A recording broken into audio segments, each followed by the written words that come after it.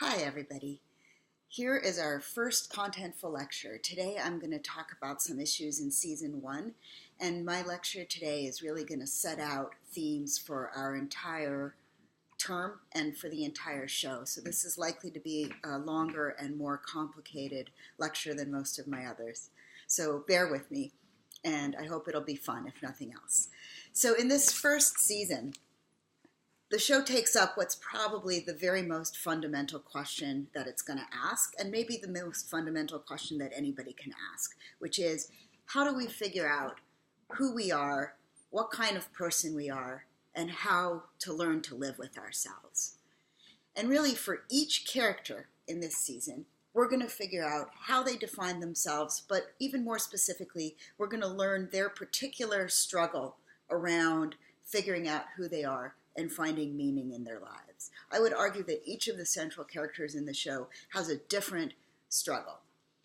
This question that we're asking, who am I, how do I figure out who I am, how do I live with myself, is what philosophers would call an existentialist question.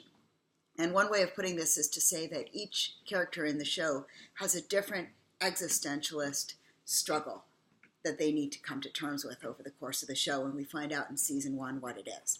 So what is existentialism? Well, that's a huge topic that I can't possibly treat exhaustively here. I've given you at least two. I've given you 2 readings by existentialists to look at, Camus and Nietzsche, to give you a better sense of what existentialism is like. But very roughly, existentialism begins from 2 starting points, and they are both about how you can't figure out what your life means or what its purpose is or who you are. The first starting point is that there's nothing outside of you that's going to give meaning to your life.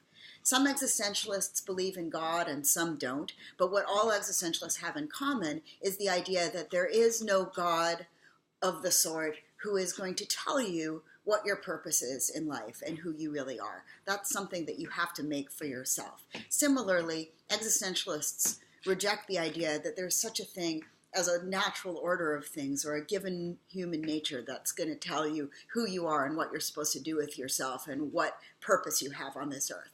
So God and nature aren't going to do it for you. You have to do it for yourself.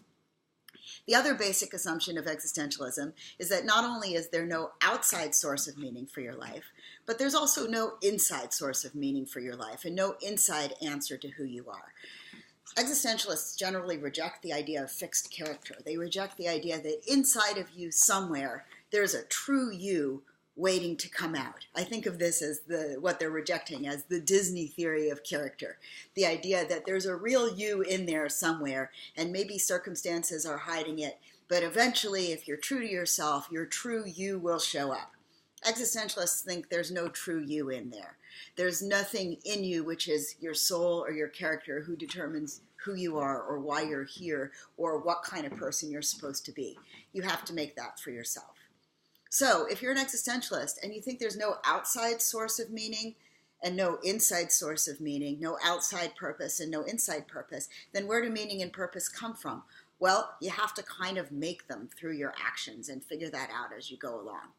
I would claim that the basic underlying philosophical commitment of BoJack Horseman is that existentialist commitment, that each character has to make a purpose for themselves and make an identity for themselves and find meaning in their life on their own. And they all in various ways want to find it elsewhere, and none of them are going to.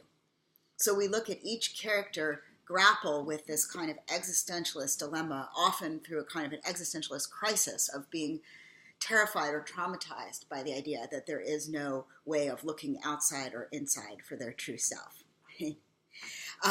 Oftentimes, existentialism can make us feel like everything is meaningless because that meaning isn't anchored in some stable outside truth or some stable inside truth, so it can feel like there is no meaning. So remember in season 12 of this in episode 12 of this season, you have Mr. Peanut Butter cheerfully saying, the key to happiness is to fill your life with meaningful nonsense, and eventually you'll be dead.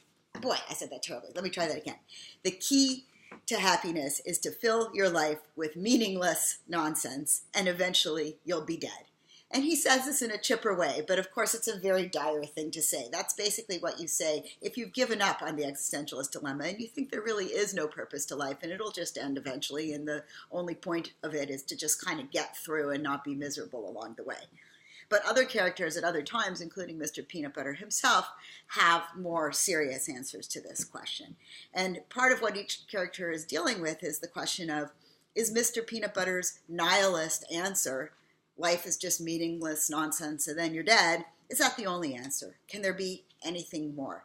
And this issue is going to recur in every season, and it's going to frame all of the other issues that we talk about. At one point, you have Bojack in this season yelling, "Hooray, everything I do is meaningless, nothing has consequences," which is, again, Mr. Peanut Butter's nihilism. But he's not usually so happy with that conclusion, right? He often feels quite traumatized by that conclusion. So let's go through the characters one by one and think about how each of them is defined by a different kind of existentialist struggle to find meaning or find selfhood. Let's start with Bojack, who's obviously the most important character. The whole show, right, season 1, episode 1, opens with him watching Horsing Around, his episode from the 1990s.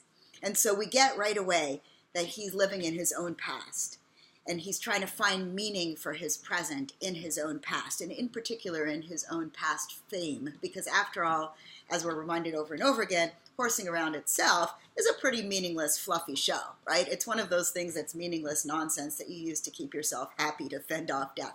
It's not in itself deep. So when he's trying to find meaning in his past, and his past is horsing around, it's not because his past was so meaningful. Somehow he's trying to find meaning in the fame and success and adoration from his fans that he had in his past. And right before the very first credits, right, we see him being asked, well, what have you been doing with your life for this whole time since Horsing Around in the 90s? And he can't answer. He just goes silent.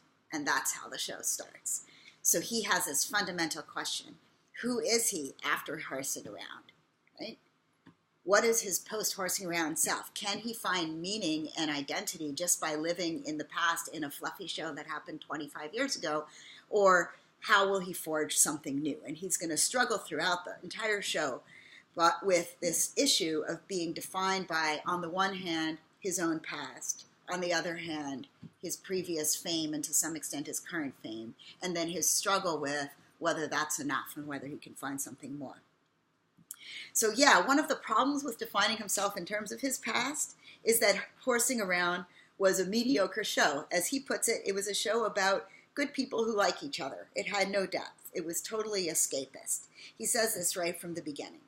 So there's a real question about whether that's enough. This is an ironic, notice that this description of Horsing Around as just an escapist show about good people who like each other is a really interesting and ironic description to open this show, BoJack Horseman,